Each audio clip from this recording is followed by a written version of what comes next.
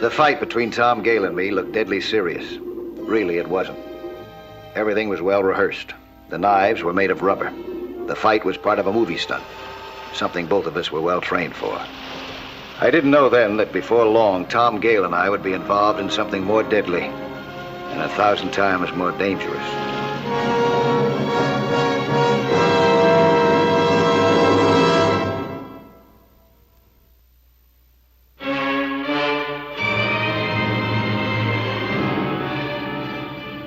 Movie stuntman Tom Gale and I had finished our job. I was collecting my equipment when Tom suddenly turned to me. Mike, how would you rate me as a diver? Are you serious? Yeah. How would you rate me? Oh, you're very good. Then you'd be willing to work with me again. Anytime. Yeah, you got what it takes. You got a lot of guts, but at the same time, you don't take any foolish chances. Why, you got another job lined up? Not right now. I'll let you know if anything turns up. See ya. It was obvious that something was cooking in his head. Something that had to do with me. A couple of days later, I found out what it was, but not from Tom.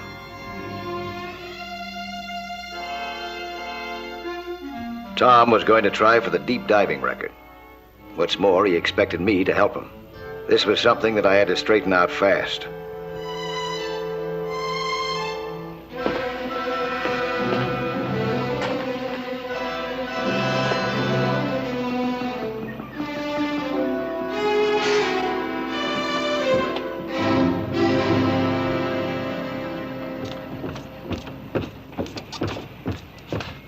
Hi, Mike. Welcome aboard. Want to explain this to me? I figured you'd be surprised. I didn't give you permission to use my name. Well, don't get sore. I tried to reach you all day yesterday, but you were out. Well, this is out, too. Call the papers and tell them that. Why? Just the other day, you said you'd be glad to work with me. Not for a stunt like this. Now, Mr. Nelson, just 1 second, please. Now, this is a worthwhile project. I suggest you take it seriously. This is my father, Buster Gale. Well, if you're his father, I suggest that you pound some sense into his head. Oh, I never tell him what to do. He's his own man. He wants this record, and I'm here to help. What do you expect to gain by this? Well, I'm a diver. I want to build up my reputation. Believe me, it's not worth the risk. Risk? Why, the Gale family thrives on risk. Maybe you don't remember, but I was Olympic high diving champion 3 times running. This boy's a chip off the old block.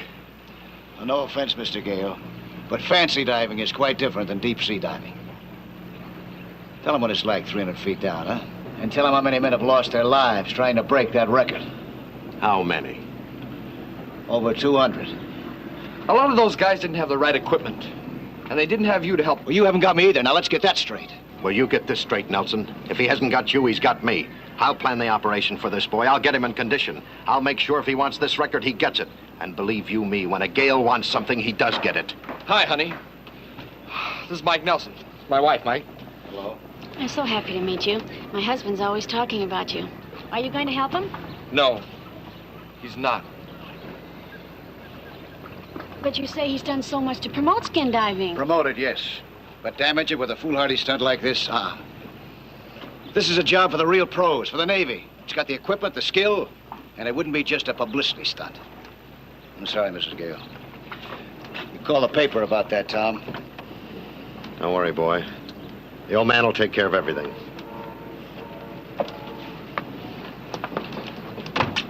Mr. Nelson. Mr. Nelson, Mike's the name.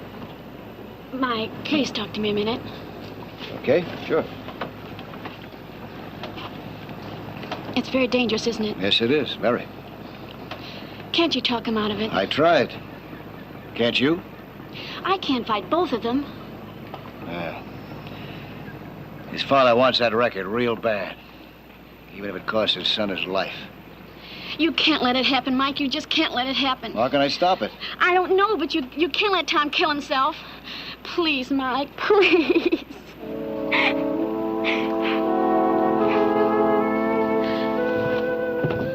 I had to stop Tom Gale from killing himself, for personal reasons and for the danger that it would do skin diving in general. The only way that I could do it was to see that his attempt at the record was painstakingly planned. So, reluctantly, I agreed to supervise the planning, but to take no part myself in the attempt. First, I insisted that Dr. Hugh Benedict, who had been working with divers for 20 years, be brought in to keep constant tab on Tom's physical condition. He put him on a special vitamin diet to fortify him. We got hold of a portable decompression chamber, an absolute must in the event anything went wrong in the water. We worked out a mixture of helium and oxygen. Object, to eliminate nitrogen from his breathing. Bus rounded up a couple of divers to serve as relay men. Part of their job would be to lash extra air tanks to the cable at each decompression level, so that as Tom returned toward the surface, he'd have fresh supplies of the proper mixtures. They'd also be available for emergencies, if any.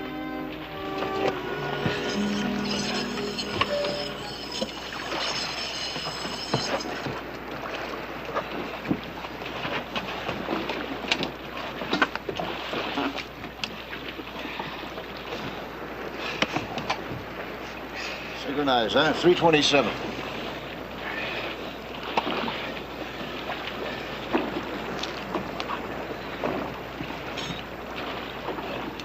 I took Tom and the relay men below to test the diving lungs.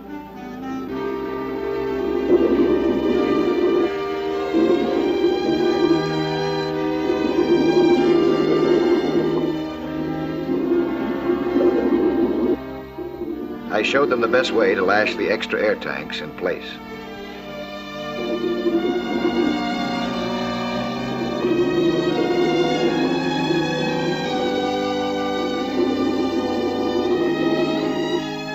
We were 200 feet down in the ocean, under terrific pressure, beyond the limits of most divers.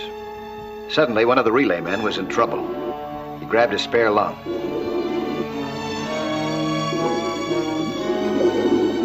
He was starting to surface, but without proper decompression.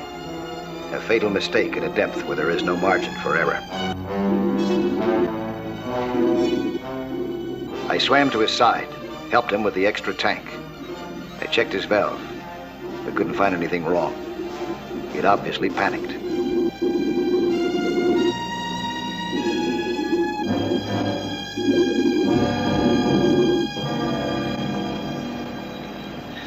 You know better to swim up fast like that. What's the matter with you? You want to kill yourself?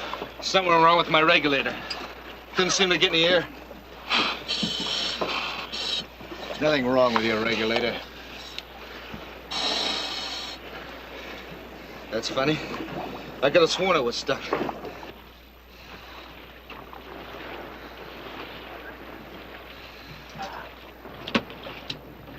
Charlie's got to go. Why? He spooks at the slightest thing down there. What are you giving us? He's been skin diving since he was a kid. Yeah, that might be. But there was nothing wrong with his regulator. If there was anything wrong, it's Charlie. Look, Mike, Charlie's father is Bill O'Neill, the movie producer. Now, we're trying to promote a picture deal. Promote whatever you want. But let's get rid of Charlie, huh?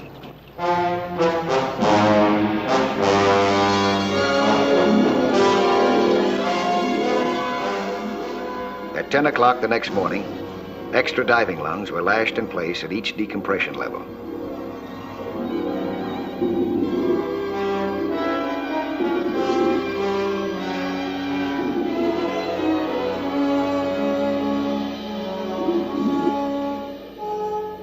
On the surface, it was like a county fair. Tom posed for the news photographers with the official judge, Lieutenant Dan Taylor of the Navy's Underwater Demolition Reserve.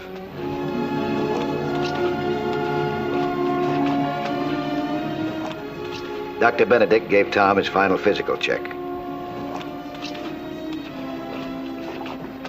I played doctor to the equipment, inspecting everything, from the decompression chamber to the smallest belt buckle in the diving lungs.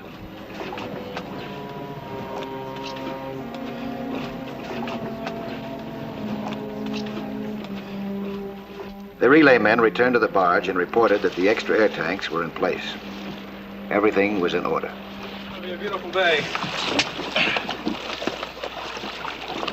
How many does that make? You got 8 now. Huh? Yeah, we have the 8 complete tanks down. Little friend here got the last 2 for me. Yeah. Pretty rough. That's good. Well, Get some tanks. go back here and All right, get so- around.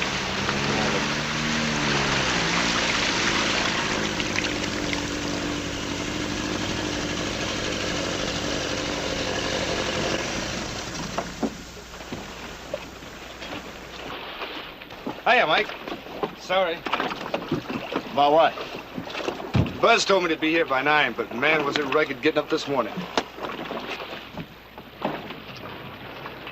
I thought I told you to get rid of Charlie. Now, relax, Mike.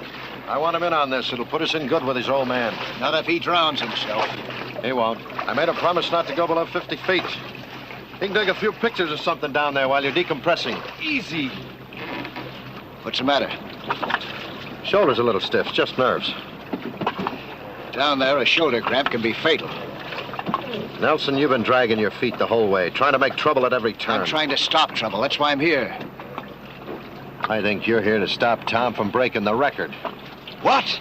You heard me. You're jealous because you haven't got the guts or drive to try for it yourself. Well, he hasn't got the drive either. You're the one with that. Now, wait a minute, Mike. Don't deny it. He pushed you into this. He wants that record. You don't know what you're talking about. No? Why you suppose your shoulders all knotted up? You're scared, that's why. You want out. Yeah? Well, you sound like the one who wants out. Charlie! Charlie O'Neill! Get a helium ring. But Buzz said I was only going down to 50 feet. You're going 200 feet. You're going to be safety man. Well, come on, I haven't got all morning. Don't let him do it.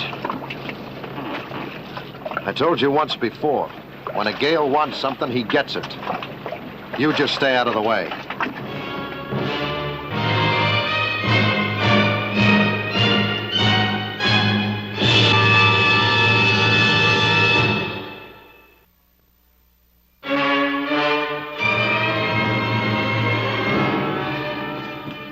At 11 o'clock, Tom Gale was ready to dive 380 feet into the ocean. Deeper than any other skin diver had ever gone before. We were anchored over a 400-foot trench, chosen because there were no underwater currents. I had a dozen reasons to doubt that he'd make it, and a dozen more to worry about his safety. Honey, maybe Mike is right. Forget about Mike. Folks, when they haul up this cable after my dive, you'll find my wife's scarf tied below the 375-foot mark. Let's go. I was against the whole deal. Tom was being a fool, so was his father. But I couldn't just stay on the sidelines and wait for Tom to drown himself.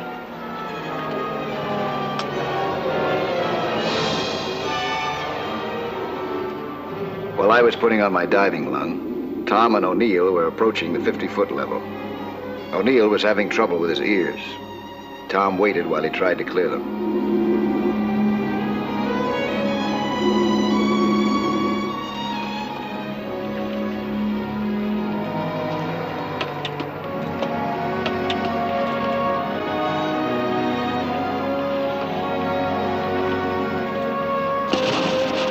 At the 100-foot level, O'Neill was still having trouble with his ears.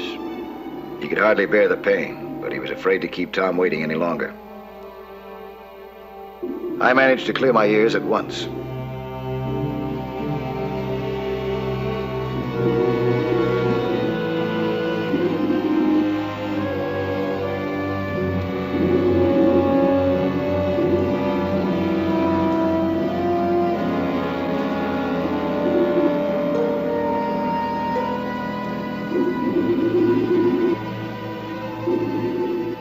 I was able to overtake them at 140 feet.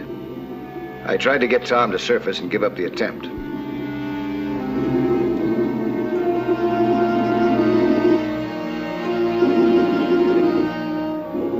When he refused, I had to send O'Neill back to the surface and I headed down to take his place.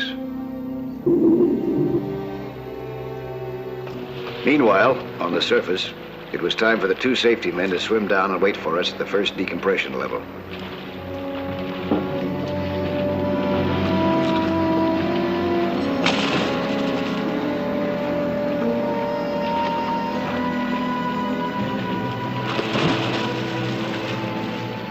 Underwater, Tom reached the 250-foot mark and paused to wait for me.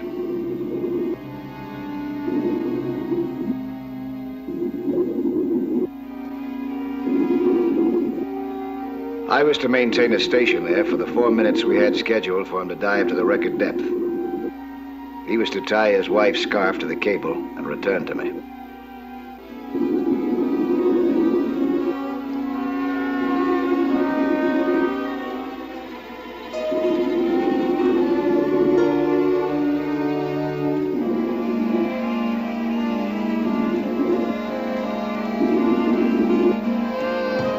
It was too dark to see what was happening below. The only noise I could hear was our bubbles.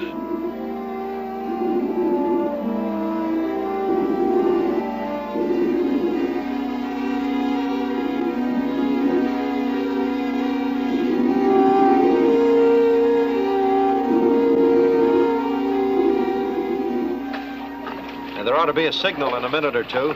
What kind? Well, if Tom breaks the record, he'll release a white ball. If he doesn't, but he's safe, a green one. And if he's not safe? Well, let's not worry about that. Suddenly, I realized it was unusually cold. Tom was diving into a thermocline, the body of cold water deep in the ocean trench, at a temperature that could freeze the marrow in a man's bones.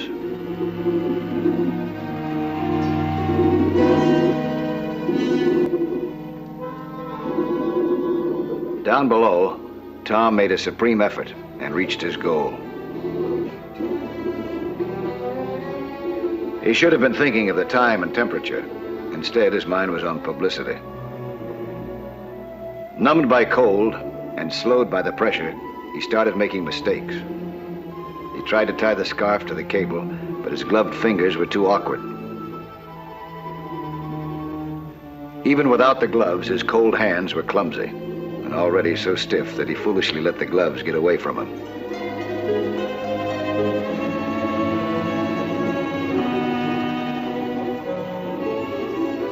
Tom had been gone longer than the agreed time.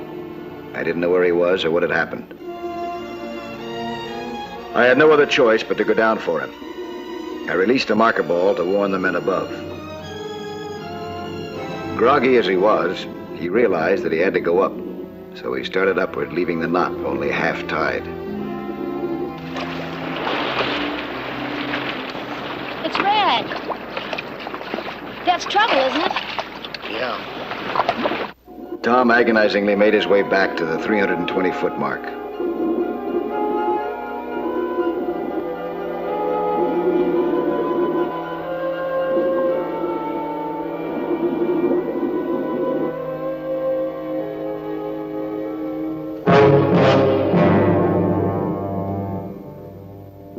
By the time we reached the 140-foot mark, our first decompression level, Tom was exhausted.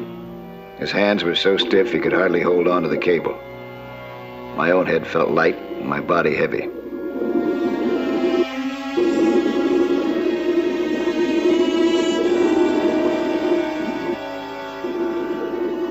I turned Tom over to the relay men. It was their job to give him a new mixture of gases to breathe.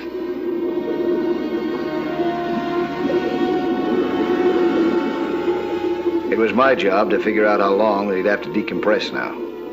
Originally, the total time of decompression had been estimated at 1 hour and 42 minutes. But Tom had remained below almost 2 extra minutes.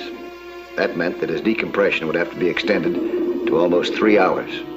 It was impossible to keep him down that long. He was too exhausted. There was only one thing to do: send him to the decompression chamber on the surface.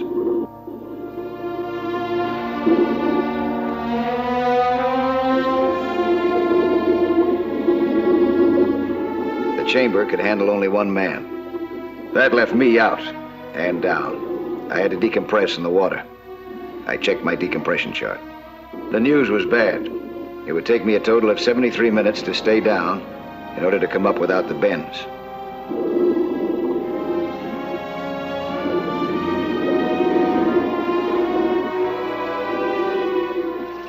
In the meantime, Tom was placed in the decompression chamber.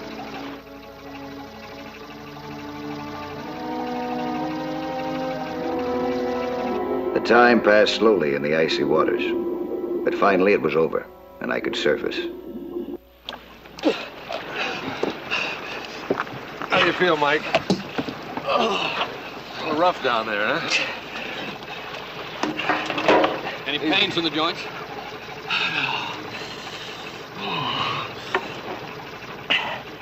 How is he? How's Tom? Hard to say till he comes out.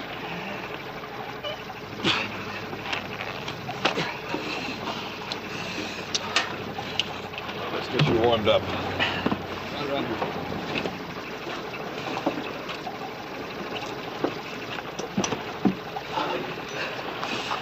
Well, he did it, Mike. Broke the record.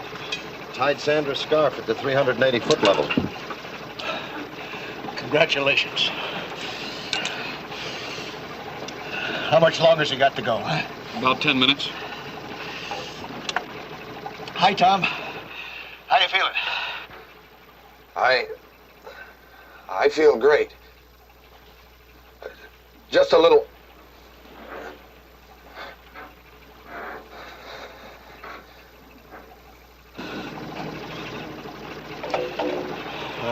Was it worth it? He'll be okay.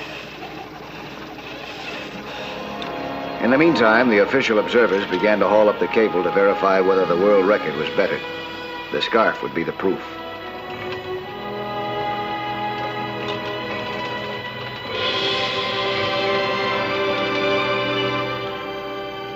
The moment when a man comes out of decompression is always rough.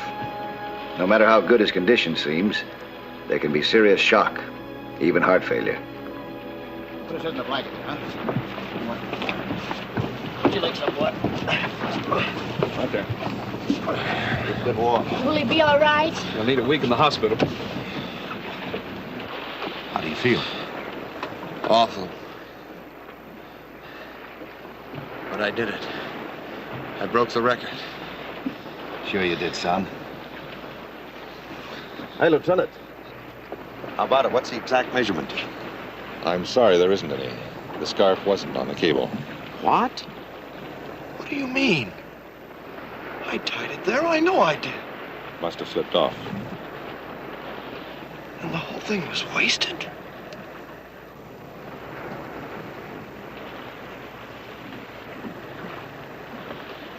I'm sorry, Dan. But I'll make it up. As soon as I get out of the hospital, I'll go down and I'll get that record. I promise. You've got nothing to be sorry for. Oh, yes, I have. I muffed it. After all the work you did, I muffed it. Don't talk about the work I did.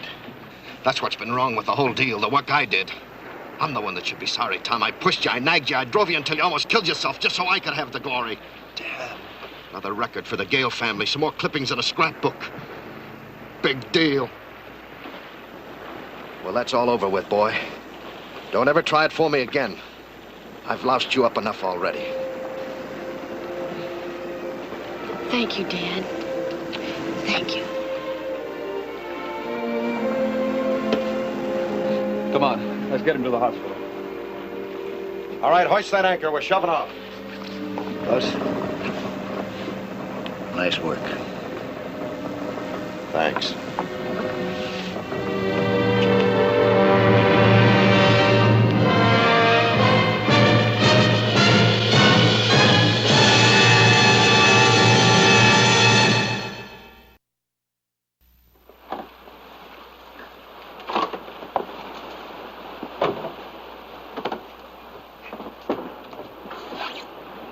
I'll be back next week at the same time with another sea hunt story. Plan to be with us again, huh?